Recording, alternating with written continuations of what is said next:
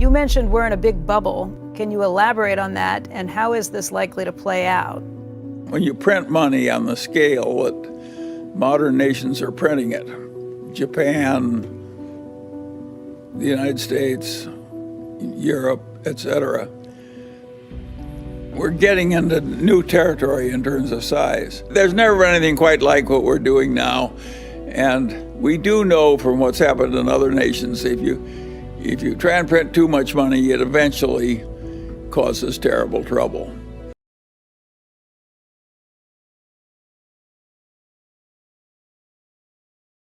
And we are closer to terrible trouble than we've been in the past, but it may still be a long way off. I certainly hope so. When Volcker, after the 70s, took the prime rate to 20% and the government was paying 15% on its government bonds, that was a horrible recession. Lasted a long time, caused a lot of agony. And I certainly hope we're not going there again. I think the conditions that allowed Volcker to do that without an interference from the politicians were very unusual. And I think in 2020 hindsight, it was a good thing that he did it.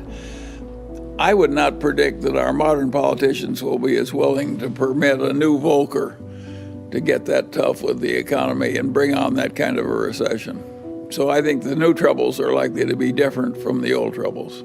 You may wish you had a Volcker-style recession instead of what you're going to get. The troubles that come to us could be worse than what Volcker was dealing with and harder to fix. Think of all the Latin American countries that print too much money.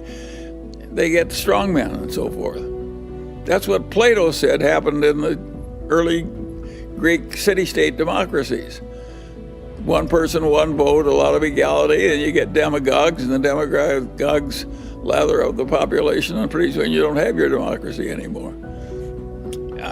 I don't think that was a crazy idea on Plato's part. I think that accurately described what happened in Greece way back then, and it's happened again and again and again in Latin America. We don't want to go there.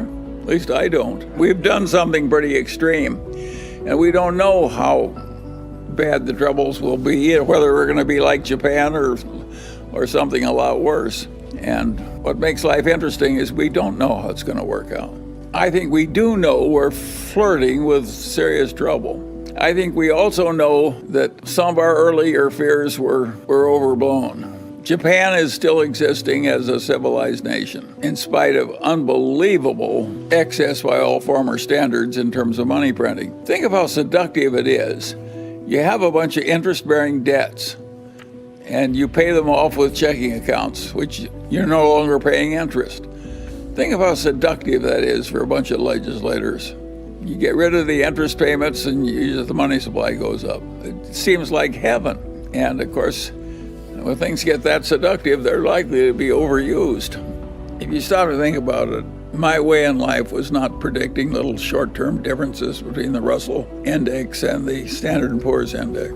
I don't have any opinion about which index is better at any given time. I never even think about it. I'm always just looking for something that's good enough to put Munger money in, or Berkshire money in, or Daily Journal money in.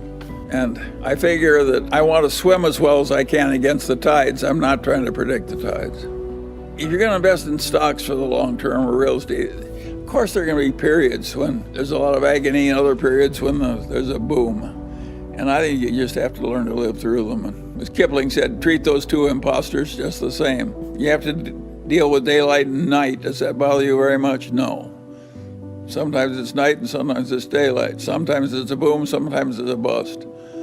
I believe in doing as well as you can and keep going as long as they let you. I've always believed that nothing was worth an infinite price. So even an admirable place like Costco could get to a price where you would say that's too high. But I would argue that if I were investing money for some sovereign wealth fund or some pension fund, in a 30, 40, 50-year time horizon, I would buy Costco at the current price. I think it's that strong an enterprise and that admirable a place. Oh, huge. That's another thing that's coming. We have a new bunch of emperors, and they're the people who vote the shares in the index funds. Maybe we can make Larry Fink and the people at Vanguard Pope. And all of a sudden, we've had this enormous transfer of voting power to these passive index funds. That is going to change the world. And I don't know what the consequences are going to be, but I predict it will not be good. We have a hugely strong economy and a hugely strong technical civilization. And that's not going away. And the knowledge and so forth. And you can't believe what a modern factory looks like when you fill it with robots. And that's coming more and more and more. And it's coming to China too, for that matter. And so those trends are inevitable. And I don't know how it's all going to play out, but I think it does create adjustment problems. If you have a fine unionized job and they replace you with a robot, you've got a difficult problem. And if you've got a company like Kodak and they invent something new that obsoletes your product, you have a problem too, and you solve that by dying. A lot of people don't like that solution. Because all those problems are real, and because it's so tempting to get rid of your debt by just giving a guy a non-interest-bearing checking account where you used to have to pay him interest every month, not only do we have a serious problem, but the solution to it that is the easiest for the politicians and for the Federal Reserve too, for that matter, is just to print more money and solve the temporary problems that way. And that, of course, is going to have some long-term dangers. And we know what happened in Germany when Weimar Republic just kept printing money. The whole thing blew up. And that was a contributor to the rise of Hitler. So all this stuff is dangerous and serious. And we don't want to have a bunch of politicians just doing whatever is easy on the theory that it didn't hurt us last time, so we can double it and do it one more time. And then we double it again and so forth. We know what happens on that everlasting doubling. You will have a very different government if you keep doing that enough. So you're flirting with danger somewhere, unless there's some discipline in the process. But I don't regard Japan as in some terrible danger. They've done a huge amount of this and gotten by with it. I don't think we'll be as good at handling our problems as Japan is. If taxes were not an issue, what are your thoughts on going to cash today and waiting for better opportunities to deploy that cash over the next 12 months? Is it a sensible idea in your mind? In my whole adult life, I've never hoarded cash waiting for better conditions. I've just invested in the best thing I could find, and I don't think I'm going to change now. And the Daily Journal's used up its cash. Now, Berkshire has excess cash, quite a bit of excess cash, but it's not doing that because it thinks it knows how to time investments. It just can't find anything it can stand buying. So we don't have a solution to your problem. We're just coping with it as I've described. Given the valuation and market correction in early 2020, why is Berkshire not picking up or adding any new companies to its profile? Is the management getting too conservative with M&A? Of course, kudos to the team in picking up Apple shares a couple of years back. That's paying off for sure. No, the reason we're not buying this, we can't buy anything at prices we're willing to pay. It's just that simple. Other people are bidding the price up. And a lot of the buying is not by people who really plan to own them.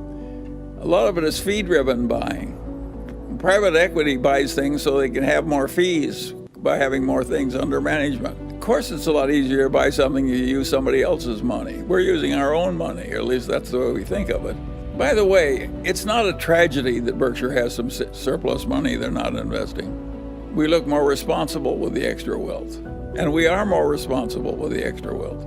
The shareholders who are worried about the future because it looks complicated and difficult and they're hazard, I want to say to them what my old torts professor said to me, Charlie. He'd say, Charlie, tell me what your problem is and I'll try and make it more difficult for you. And he did me a favor by treating me that way. And I'm just repeating his favor to you. When you're thinking the thoughts you're doing, at least you're thinking in the right direction. You're worried about the right things. All you people that are worried about the inflation and the future of the republic and so forth.